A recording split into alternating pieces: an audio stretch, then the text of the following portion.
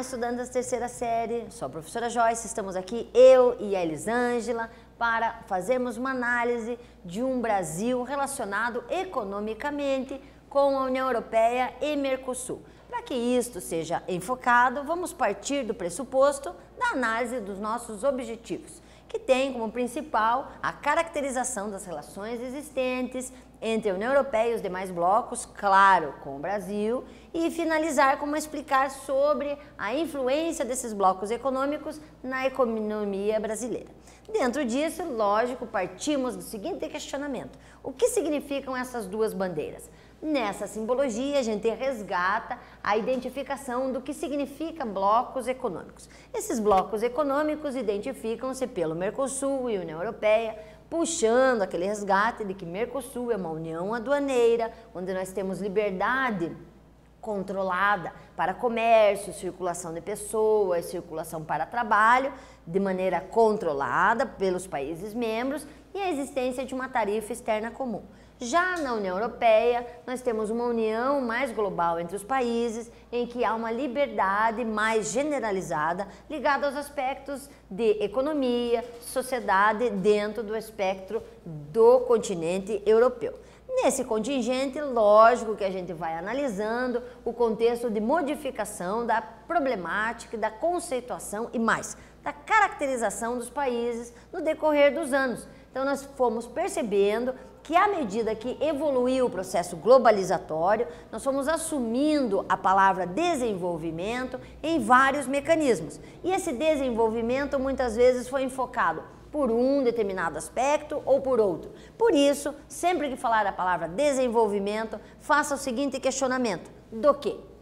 Aí você começa a entender por que em determinadas épocas falava do eixo norte e sul, outras épocas de primeiro, segundo ou terceiro mundo, ou ainda países emergentes, desenvolvidos e subdesenvolvidos. Então é toda uma problemática que vai refletir a análise e a categorização ao qual você quer fazer o reconhecimento ou o conhecimento. Nisso, lógico, temos que relembrar o conceito de blocos econômicos, que literalmente vão significar um aspecto físico de um determinado acordo envolvendo os países. Neste acordo você deve entender como uma parceria, e nessa parceria cada bloco identificará quais situações entrarão nessa parceria. Não há uma dimensão de um bloco geral, um único bloco econômico. Isso vai ser diferenciado principalmente pela questão local, e ainda mais porque bloco econômico, como o próprio nome já diz, é um acordo econômico. Ele pode acontecer entre países de um mesmo continente ou países de diferentes continentes. Então, isso tudo vai estar atrelado ao tipo de bloco econômico a ser utilizado. Nisso, nós vamos observar que foi transcorrendo durante todo o processo da Segunda Guerra Mundial, quando se originou na Europa o primeiro bloco econômico, o Benelux, entre Bélgica, Holanda e Luxemburgo. Nesse contexto, observe o mapa, nós temos como enfoque hoje o dimensionamento dessas duas áreas.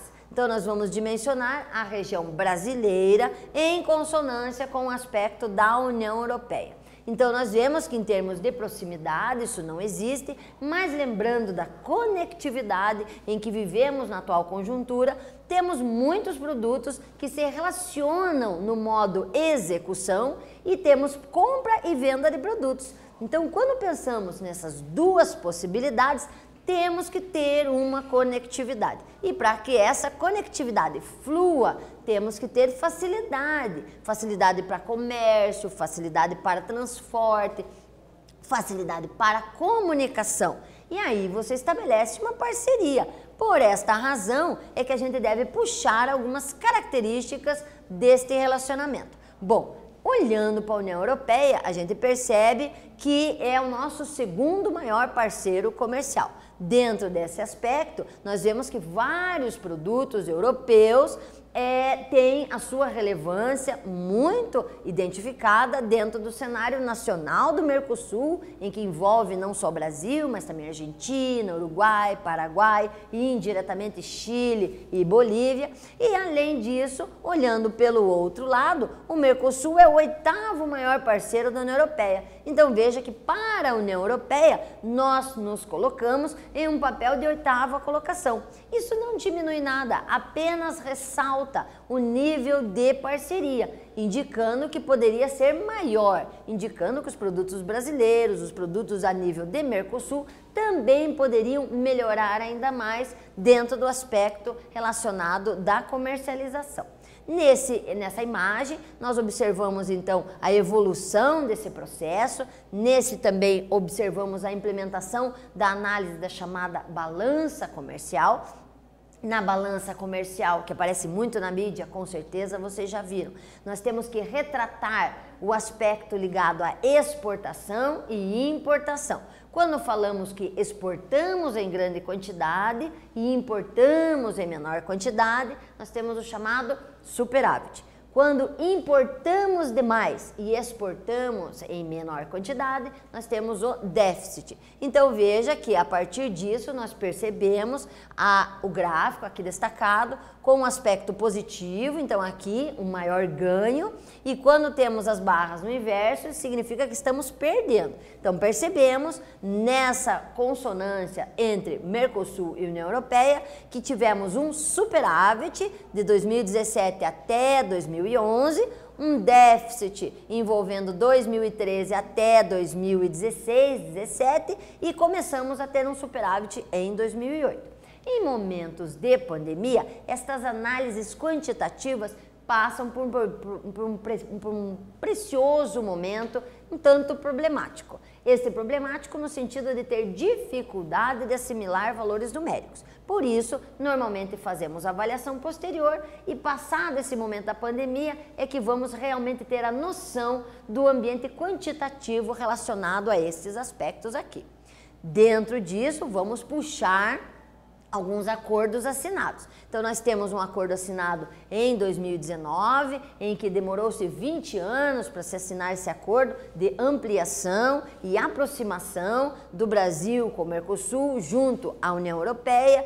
Também essas negociações foram de início bem tranquilas, mas muito lentas e burocráticas. E isso fez com que o acordo demorasse a ser assinado. Então se faziam reuniões, travava-se alguns quesitos, o outro não aceitava, depois de um ano ressaltava-se nova reunião, novos aspectos eram vistos, e isso logicamente fez com que houvessem atrasos no dimensionamento do acordo. Mas, uma vez executado, nós chegamos a um 25% do PIB do globo e um envolvimento de mais de 750 milhões de pessoas. Ou seja, um ganho gigantesco. Todos saíram ganhando. Nem União Europeia e nem Brasil podem ser deixados de ser vistos dentro desse aspecto. Nesse item, o que a gente observa? A gente observa que há uma garantia de serviços, equipamentos, gerenciamento, empresas que se relacionam, trocam informações, possibilidade de empresas da União Europeia participar de licitações, que são mecanismos de abrangência e execução para o governo de maneira democrática, onde todos participam e têm acesso a uma gama grande de informações e produtos. Todos, claro, dentro dos trâmites organizados e estipulados dentro de uma relação de parceria entre Brasil, Mercosul, Mercosul, União Europeia. Para isso, vamos fechar com uma primeira atividade. Nela, vocês deverão analisar o seguinte texto, onde diz que Brasil peita União Europeia sobre a taxa de aço na Organização Mundial do Comércio.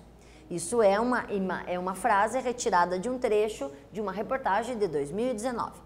Nele, há um pedido de compensação à União Europeia por causa das sobretaxas impostas do aço brasileiro que ampara a diplomacia internacional. Você aí, analisando esse contexto de sobretaxa de juros, por que aumentou-se os juros? Por que houve essa sobretaxa? Pense um pouquinho, relembrem o que eu falei de superávit e déficit e voltamos já já.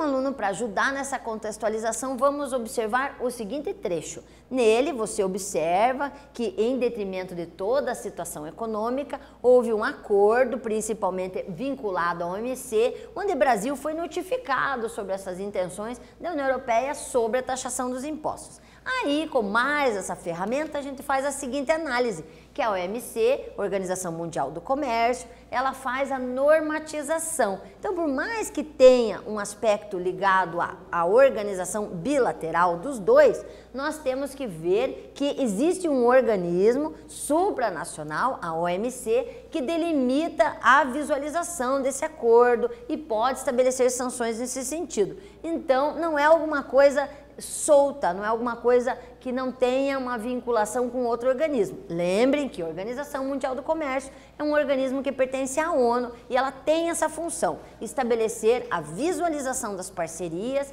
e a organização da metodologia entre eles. Essa resposta pode ser feita através de texto assim descritivo, ou item, ou outras formas que você, aluno, tenha a ciência de ter entendido o que você escreveu. Bom, nesta atividade 2, já na sequência, nós vamos observar um outro textinho, hoje vamos ver esta forma de trabalho que eu acho bem interessante, onde você analisa o seguinte trecho do jornal: valor econômico da União Europeia de 4 dos 10 países que mais importam do Brasil. Então nós temos Alemanha e Itália estão entre os 10 maiores exportadores de produtos para o Brasil, com 8 bilhões no acumulado de janeiro a julho e equivalente a 8,1% das importações totais do país de 101 bilhões de dólares. Nesse quesito, o Brasil compra principalmente produtos manufaturados de ambos, então produtos já meio industrializados. Manufaturado significa com operações de máquinas simples. A Holanda é o 4º maior produtor de produtos brasileiros, adquirindo principalmente tubos flexíveis de ferro e aço dentro do cenário de 13% mais ou menos de compras, farelo de soja de 10% e minério de ferro de 10%. Na continuação, qual a análise que nós podemos fazer? Pense em termos gerais como nós poderíamos fazer uma balança entre todos os aspectos relacionados. Será que o Brasil sai ganhando? Será que o Brasil sai perdendo? A Europa sai ganhando? A Europa sai perdendo? Reflita um pouquinho que a gente volta já já.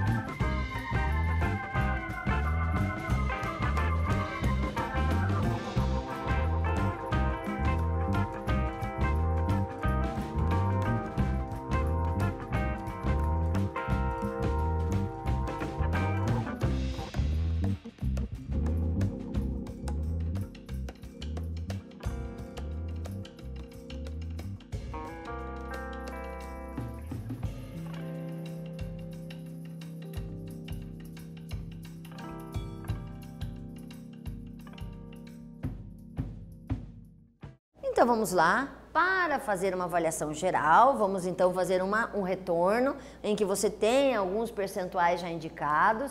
Neste outro slide nós temos mais umas indicações e agora, por último, nós temos mais uma complementação para que você tenha noção. Não tinha colocado antes para não confundir a cabeça de vocês, mas aqui fala sobre o aspecto da Alemanha, em toda essa conformação econômica com o Brasil, depois a Espanha também, nesse aspecto.